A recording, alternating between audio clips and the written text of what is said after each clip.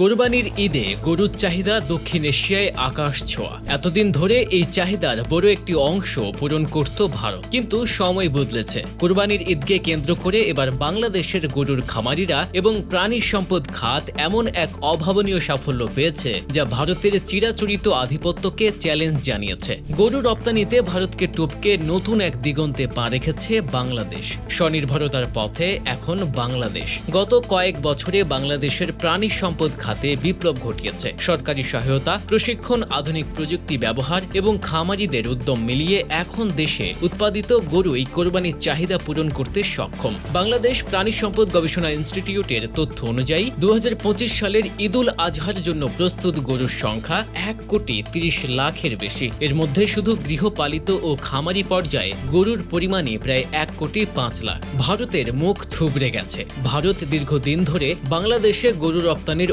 অন্যতম উৎস ছিল, কিন্তু রাজনৈতিক অস্থিরতা, সীমান্তে গরু পাচার নিয়ে কড়াকড়ি, হিন্দু মৌলবাদী রাজনীতির প্রভাব ও স্থানীয় গোরক্ষা বাহিনীর হুমকি সব মিলিয়ে ভারতের গরু রপ্তানি ব্যবস্থা বিপর্যস্ত হয়ে পড়ে। এই সুযোগই কাজে লাগিয়েছে বাংলাদেশ।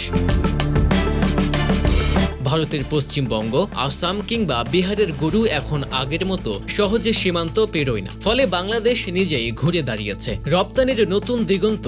বাংলাদেশ এখন গরু রপ্তানিকারক। সবচেয়ে বড় চমক এসেছে এখান থেকেই। বাংলাদেশ এবার নিজেই গরু রপ্তানি করছে। মধ্যপ্রাচ্য সহ কয়েকটি মুসলিম সংখ্যাগরিষ্ঠ দেশে প্রাথমিক পর্যায়ে গরু রপ্তানি শুরু হয়েছে। কুয়েত, কাতার, ওমান এবং সংযুক্ত আরব আমিরাতের বাজারে বাংলাদেশি ফ্যাটেনিং গরু এরই মধ্যে জায়গা করে নিচ্ছে। গুণগত মান, স্বাস্থ্য পরীক্ষায় উৎকর্ষ এবং প্রতিযোগিতামূলক দাম, এই তিন ফ্যাক্টর বাংলাদেশের গরুকে অন্যদের তুলনায় এগিয়ে দিয়েছে। অনলাইন বাজার ও প্রযুক্তির ব্যবহারের ফলে এবারের ঈদে অনলাইন গরুর হাট ব্যাপক জনপ্রিয়তা পেয়েছে। ফেসবুক পেজ, ওয়েবসাইট এবং মোবাইল অ্যাপ ব্যবহার করে দেশের বিভিন্ন প্রান্ত থেকে ক্রেতারা সরাসরি খামারিদের সাথে যোগাযোগ করে গরু কিনছেন। এতে মধ্যস্থভোগীদের দৌরাত্ম্য কমেছে, খামারিরা পেয়েছেন ন্যায্য মূল্য এবং ক্রেতারা পেয়েছেন সাশ্রয়ী দামে ভালো মানের গরু। কোরবানির গরুর বাজারে বাংলাদেশের ঘুরে দাঁড়ানো এক দৃষ্টান্ত উদাহরণ। ঢাকার গাবতলী, চট্টগ্রামের সাগরিকা, রাজশাহীর বানেশ্বর, যশোর, নওগাঁ, কুষ্টিয়া, কুড়িগ্রাম সহ দেশের বিভিন্ন অঞ্চলের গরুর হাটে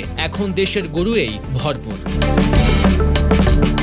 আগে যেখানে ভারতীয় গরু এলেই হাট জমজমাট হতো, এখন সেই জায়গা দখল করে নিয়েছে দেশি উন্নত জাতের গরু। সরকার বলছে এবছর গরু আমদানির প্রয়োজনই নেই। খামারিদের মুখে হাসি, গ্রাহকের মনে শান্তি ফিরে এসেছে। খামারিরা বলছেন আগে গরু বিক্রি করতে হতো লোকসানে। ভারতীয় গরুর সঙ্গে প্রতিযোগিতায় টিকে থাকা কঠিন ছিল। এখন বাজার পুরোপুরি দেশীয় গরুর উপর নির্ভরশীল হওয়ায় লাভবান হচ্ছেন তারা। অন্যদিকে ভোক্তারাও পাচ্ছেন স্বাস্থ্যসম্মত, ট্রেসযোগ্য ও প্রাকৃতিক খাদ্য খাওয়া দেশীয় গরু। প্রাণী সম্পদ অধিদপ্তর ও কৃষি মন্ত্রণালয় সময়োপযোগী নীতিমালা, ভ্যাকসিন ও খাবার সহায়তা, প্রশিক্ষণ এবং বাজার নিয়ন্ত্রণে যুগান্তকারী উদ্যোগ নিয়েছে। গরুর কৃত্রিম প্রজনন, জাত উন্নয়ন ও গরু মোটা করার প্রকল্পগুলো বাস্তবায়নে সরকার সফল হয়েছে। ফলে দেশে গরুর উৎপাদন বেড়েছে দ্বিগুণের বেশি। সীমান্তে কঠোর নজরদারির কারণে এই সিন্ডিকেটের অবসান ঘটেছে। বর্ডার গার্ড বাংলাদেশ সীমান্তে কঠোর নজরদারি ও অভিযানের ফলে ভারতীয় গরু পাচার বন্ধ হয়েছে প্রায় পুরোপুরি। এতে দেশীয় গরুর বাজারে অস্থিতিশীলতা কমেছে এবং